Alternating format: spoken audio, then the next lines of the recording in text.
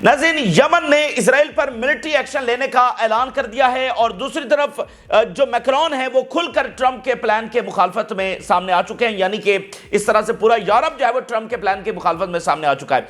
इसके साथ नाज़रीन जो दूसरा फेज है जंगबंदी का वो किस तरफ जा रहा है, क्या यह मुआहिदा परमानेंट होगा या दोबारा से जंग शुरू हो जाएगी, इस बारे में हम बात करेंगे। और इसी दरमियान जो रशिया यूक्रेन वॉर है उससे बहुत बड़ी खबरें सामने आ रही हैं। अब तक की सबसे डेंजरस खबर जो आ रही है जिसने दुनिया को इस वक्त शदीद तशवीश के अंदर मुब्तला कर दिया है कि न्यूक्लियर जो प्लांट है उसके ऊपर हमला हो गया है। न्यूक्लियर प्लांट के साथ आकर ड्रोन्स टकरा गए हैं और यूरोप के अंदर खबरें सामने आ रही हैं कि इमरजेंसी नाफिज होना शुरू हो गई है। जर्मनी से आगाज हुआ है इमरजेंसी नाफिज होने का और पूरे यूरोप में एक खलबली मच चुकी है, इमरजेंसी नाफिज की जा रही है। अगले 2-3 दिन यूक्रेन के हवाले से बहुत इंपॉर्टेंट है क्योंकि पुतिन और ट्रंप की डायरेक्ट कॉल हुई है और दोनों ने जंगबंदी के ऊपर इत्तेफाक कर लिया है, लेकिन यूरोप और नेटो इसको मानने से वो इनकारी हैं। तो यहां पर अगले 2-3 दिन बहुत इंपॉर्टेंट है और यूरोप ने यूक्रेन को सपोर्ट करने का ऐलान कर दिया और साथ न्यूक्लियर प्लांट के ऊपर हमला हो गया है। यानी इस तरह की चीजें मुतवक्के हैं कि वो कोई भी स्टेप जो है वो यूक्रेन और नेटो यूरोप की जानिब से लिए जा सकते हैं। और ये जो सारा इसका फॉल आउट है और ये जो खलीज अब बढ़ती चली जा रही है, इसको हम डिस्कस करेंगे इसराइल के तनाजुर के अंदर कि यूरोप और अमेरिका एक साथ थे। अब जो यूरोप और अमेरिका की खलीज है वो मुख्तलिफ वजूहात की बुनियाद पर ऑलरेडी बढ़ रही थी, इख्तिलाफात ऑलरेडी बढ़ रहे थे, लेकिन अब मामला पिछले 24 घंटों में यह बदला है कि ट्रंप और पुतिन की कॉल हो गई है और वो आपस में चीजें सेटल कर रहे हैं। तो यूरोप और अमेरिका के जो इख्तिलाफात हैं वो बहुत हाईएस्ट लेवल की तरफ जा रहे हैं। तो इसका असर इसराइल पर क्या पड़ेगा? अगर यूरोप अलग खड़ा है, अमेरिका अलग खड़ा है, तो इसराइल को तो पूरे वेस्ट की सपोर्ट चाहिए। तो इस खलीज का असर मिडिल ईस्ट की जंग के ऊपर किस तरह से पड़ेगा, इसको दरअसल हम डिस्कस करेंगे। नाज़रीन, इस वक्त दुनिया में बहुत बड़ी डेवलपमेंट्स हो रही हैं और वो डेवलपमेंट्स हो रही हैं जिन्होंने इस सारी सदी को डायरेक्शन देनी है। यानी जो कुछ इस वक्त हो रहा है वो ये जो सारी सदी है उसको तय करेगा कि मामलात किस अंदाज में चलेंगे, ह्यूमैनिटी किस अंदाज में चलेगी।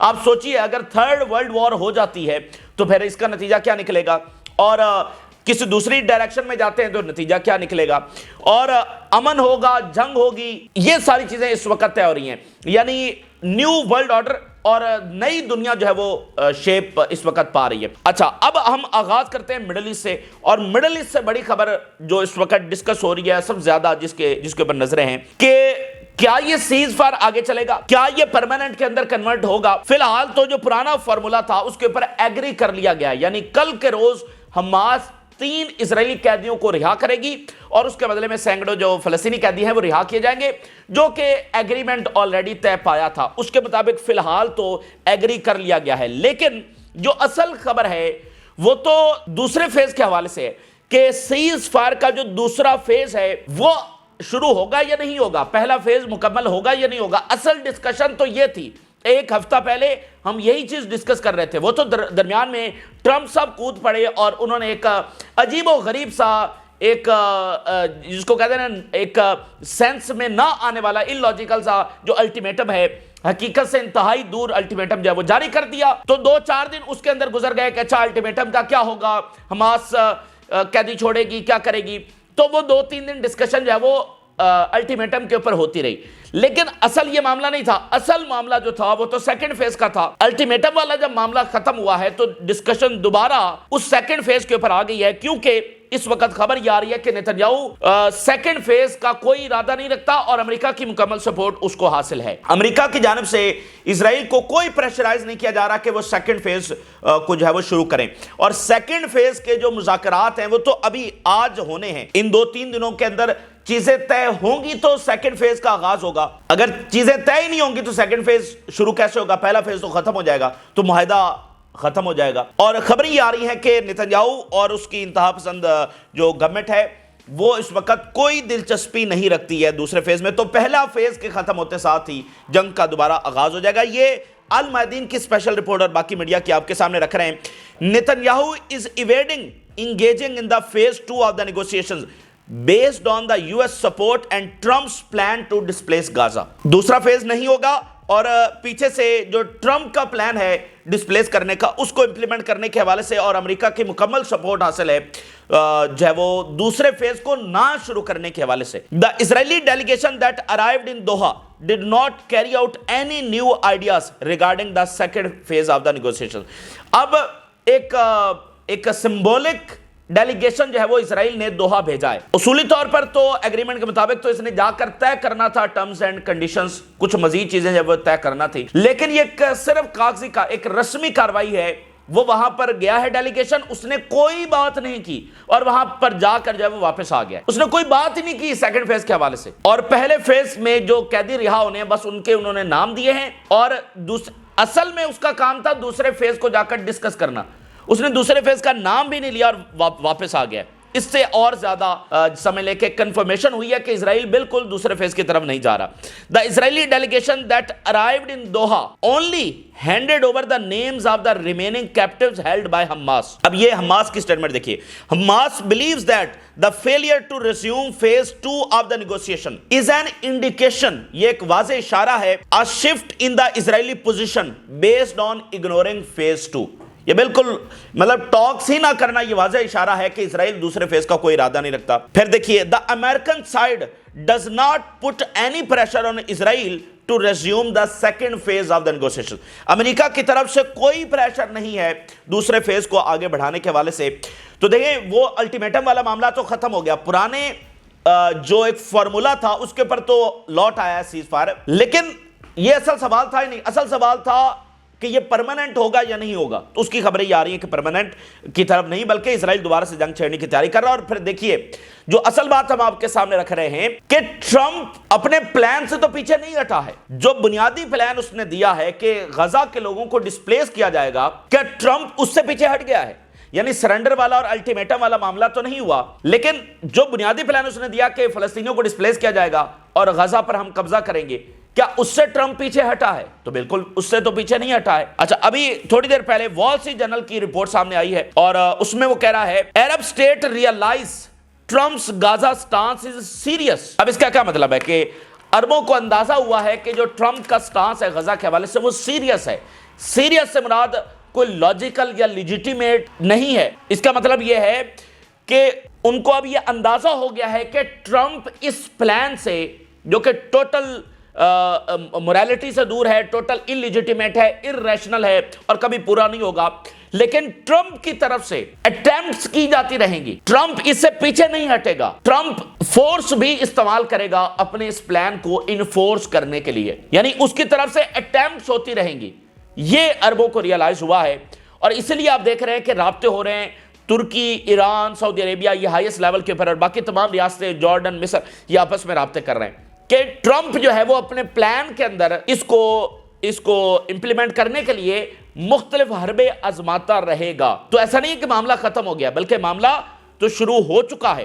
تو یہ ایک غیر معمولی اس وقت ڈیولپمنٹ سامنے آ رہی ہے, اور اب مڈل ایسٹ نے کنفرنٹ کرنا ہے ٹرمپ کو, اور ساتھ یورپ بھی اور ساتھ باقی دنیا بھی. یہ بیسیکلی پوری انسانیت کا معاملہ ہے. اب اسی درمیان جو کل کے روز اسرائیلی قیدی رہا ہونے ہیں اس کے اوپر بھی نظریں ہیں کہ وہ رہائی کس انداز کے اندر ہوتی ہے. اگر ریزسٹنس اسی انداز کے اندر جیسے وہ پہلے ریلیز کر رہی ہے, ایک سیریمنی رکھی جاتی ہے, ایک ملٹری پریڈ کی جاتی ہے, ایک طاقت کا مظاہرہ کیا جاتا ہے, اسرائیلی جو ویپنز ہیں, اسرائیلی سم ٹائم وہیکلز ہیں وہ دکھائی جاتی ہیں, کیا اسی انداز میں وہ کرتے ہیں؟ اگر اسی انداز میں کرتے ہیں تو بہت زیادہ ذلت امریکہ اور اسرائیل کو اٹھانا پڑے گی, بہت زیادہ ہیوملیشن ہوگی. ٹھیک ہے, تو اس کے اوپر بھی بہرحال نظریں ہیں. اب اسی درمیان یمن کی بہت بڑی سٹیٹمنٹ سامنے آئی ہے. یمن نے اناؤنس کیا ہے کہ وہ ملٹری ایکشن لینے کے لیے پوری طرح سے تیار ہے. Yemen will intervene militarily to thwart Trump's Gaza plan. Gaza کا جو ٹرمپ کا پلان ہے اس کو ناکام بنانے کے لیے ہم ملیٹریلی انٹروینشن کرنے کے لیے تیار ہیں. The leader of the Yemen directs the Yemeni armed forces to maintain full readiness in anticipation of any American aggression. جو ہوتیز کے لیڈر ہیں انہوں نے یہ آرڈر کیا ہے کہ یمنی آرمڈ فورسز جو ہیں وہ ہائیسٹ الرٹ لیول کے اوپر رہیں. اب آپ دیکھ رہے ہیں کہ ایجپشین فورسز وہ ہائیسٹ لیول کے اوپر ہیں, آپ دیکھ رہے ہیں کہ جو حزب اللہ کی فورسز ہیں وہ ہائیسٹ لیول کی ریڈینس کے اوپر ہیں, اور اسی طرح عراق کی جو مختلف تنظیمیں ہیں وہ بھی تیار بیٹھی ہوئی ہیں. اور اب یمن کی آرمڈ فورسز جو ہیں وہ پوری طرح سے تیار ہیں اور کہہ رہے ہیں کہ ٹرمپ کے پلان کو کنفرنٹ کرنے کے لیے ہم ملٹری ایکشن جو ہے وہ لیں گے.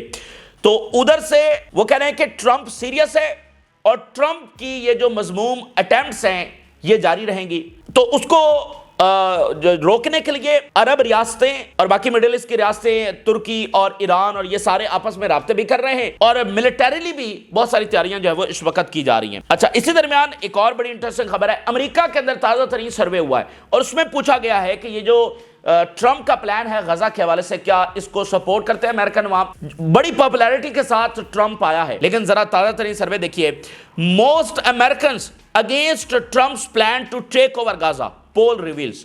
حالانکہ جو گرین لینڈ کے اوپر پول ہوا اور پیناما کینال کے اوپر پول ہوا، اس میں میجورٹی آف دا امریکنز نے کہا کہ ٹھیک ہے یہ لے لینا چاہیے، لیکن غزہ کے اوپر جو 87% امریکنز نے اس آئیڈیا کو ٹوٹلی ریجیکٹ کر دیا ٹرمپ کے اس آئیڈیا. تو آپ اندازہ کریں کہ غزہ کے معاملے کے اوپر نہ ہی کوئی مورل سپورٹ حاصل ہے ٹرمپ کو، نہ ہی کوئی پاپولر سپورٹ حاصل ہے یعنی عوام کی، اور ٹرمپ اپنے آپ کو زیادہ ایکسپوز کر رہا ہے، زیادہ کنٹروورسی کا جو ہے وہ شکار ہوتا چلا جا رہا ہے. امریکن عوام میں بھی ٹوٹلی ٹرمپ کے پلان کو جو ریجیکٹ کر دیا ہے. اسی درمیان اسرائیل کے اندر یہ ڈسکشن جاری ہے کہ اگر نتنیاہو دوبارہ سے جنگ چھیڑنے جا رہا ہے تو کیا ہماری آرمی اس کیپیبل ہے کہ وہ اتنے محاذوں کے اوپر لڑ سکے گی؟ اور غزہ جس میں 16 مہینے وہ پوری طاقت کے ساتھ لڑی ہے، اپنی سارے ریسورسز، اپنی ساری ٹیکنالوجی استعمال کر دی ہے اور لاکھوں کی فوج استعمال کر کے وہ نہیں جیت سکی. سینکڑوں ٹینکوں کا آلریڈی قبرستان وہاں پر بن چکا ہے اور اب تو اسرائیلی فوج جو ہے وہ ایگزاسٹڈ ہے، بہت ساری بھاگ گئی ہے، ماری گئی ہے، زخمی ہے. تو اور پھر ابھی تازہ ترین رپورٹ کے مطابق اسرائیلی فوجی غزہ کے اندر خودکشیاں کر رہے ہیں. تو کیا اسرائیلی فوج لڑ سکتی ہے؟ یہ اسرائیل کے اندر ڈسکشن ہے. اب مثال کے طور پہ ان کے جو فارمر نیشنل سیکورٹی کاؤنسل کا ہیڈ ہے اس کا ذرا سٹیٹمنٹ دیکھیے. اسرائیل فیلڈ میزریبلی ان دا غزہ وار، ہم بہت برے طریقے سے غزہ کے اندر ہارے ہیں. تو وہاں پر ڈسکشن یہ ہو رہی ہے کہ جب ہم پہلے اتنے بدترین انداز کے اندر ہارے ہیں، اوپن اب یہ ڈسکشن ہے، تو اب ہم دوبارہ جا کر کون سی فتح جو ہے وہ حاصل کر لیں گے. ٹھیک ہے، تو یہ ایک وہاں پر چیز ہوگی. اب اسی درمیان میکرون نے فائنینشل ٹائم کو انٹرویو دیا ہے. اب دیکھیے الائنسز کیسے بدل رہے ہیں. وہ یورپ جس کی مکمل سپورٹ ہوا کرتی تھی، آج وہ کیسے بدل رہا ہے اور انتہائی سخت الفاظ استعمال کیے گئے اور ٹرمپ کے پلان کی شدید مخالفت کی گئی ہے. اور for the very first time فلسطین کے معاملے کے اوپر اس طرح کی ڈویژن ہے، یعنی امریکہ کچھ اور کہہ رہا ہے اور یورپ کچھ اور کہہ رہا ہے. حالانکہ یہ تو ہمیشہ ایک ہی سٹانس ہوا کرتا تھا اور فرانس اور یہ جو برطانیہ ہے انہوں نے تو باقاعدہ اسرائیل کے ساتھ مل کر جنگیں کی ہوئی ہیں. ایک جنگ میں اسرائیل، برطانیہ اور فرانس انہوں نے مل کر مصر کے اوپر حملہ کیا ہوا تھا. ٹھیک ہے، تو یہ تو تیار رہتے تھے کہ اسرائیل بس اشارہ کرے اور یہ آ کر حملہ کر دے، براہ راست یہ جنگوں کا حصہ رہے ہیں. لیکن آج دیکھیے دنیا کیسے بدل رہی ہے. تو فائنینشل ٹائم کو میکرون نے نیا انٹرویو دیا ہے. Trump's plan for Gaza and Greenland are example of the state of extreme strategic ambiguity the world is currently experience. وہ کہہ رہے ہیں کہ یہ ایمبیگوٹی ہے اور اسٹریٹجک بلائنڈنیس ہے کہ گرین لینڈ اور غزہ کا جس طرح کا ایک اللاجیکل پلان دیا گیا ہے، اس سے آپ اندازہ لگا سکتے ہیں کہ کتنی بلائنڈنیس ہو چکی ہے، اندھیرے میں ہم جا چکے ہیں. Deporting the people of Gaza could be extremely dangerous and the solution is not a real state solution but must be a political solution. فلسطینیوں کو ڈسپلیس کرنا، غزہ کے لوگوں کو ڈسپلیس کرنا، یہ انتہائی خطرناک ہے اور کس طور پر اس پہ امپلیمنٹ نہیں کیا جا سکتا. یعنی یہ کوئی ہاؤسنگ والا معاملہ نہیں ہے، ریئل اسٹیٹ والا معاملہ نہیں ہے جس طرح سے اس کو دیکھا جا رہا ہے. Europe will have a role to play in regional security discussions. جو بھی خطے کے حوالے سے معاملات ہوں گے اب یورپ اس کا الگ سے حصہ ہوگا. یہ نہیں کہ امریکہ نے جو طے کر دیا یورپ کی بھی وہی پوزیشن نہیں. ریجن کے حوالے سے جو بھی سیٹلمنٹ ہوگی اس کا ہم حصہ ہوں گے اور غزہ کی جو ڈسپلیسمنٹ ہے اس کو ہم کسی طور پر نہیں مانتے. سیز فائر کنٹینیو رہنا چاہیے.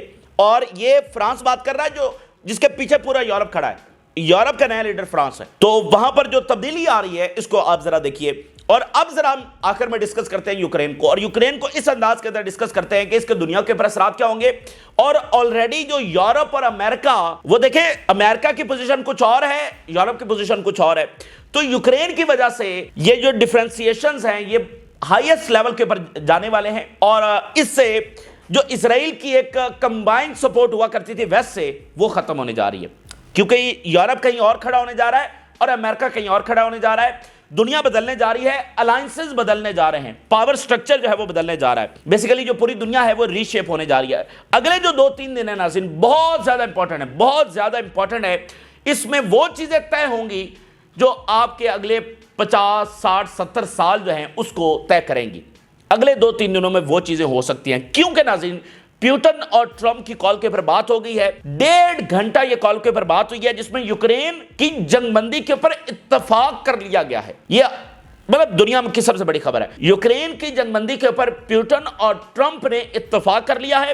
بہت جلد یعنی اگلے 24-48 گھنٹوں میں یہ ملاقات ہو سکتی ہے اور اس کو حتمی شکل دی جائے گی اور فوری جو ہے وہ جنگ بندی کی طرف جو ہے وہ معاملہ جائے گا۔ اچھا، اب اوورال تو یہ بڑی اچھی خبر ہے کہ یوکرین کی جو ہے وہ جنگ بندی ہونے جا رہی ہے، اور یہ امریکہ کی شکست ہے، یہ نیٹو کی شکست ہے۔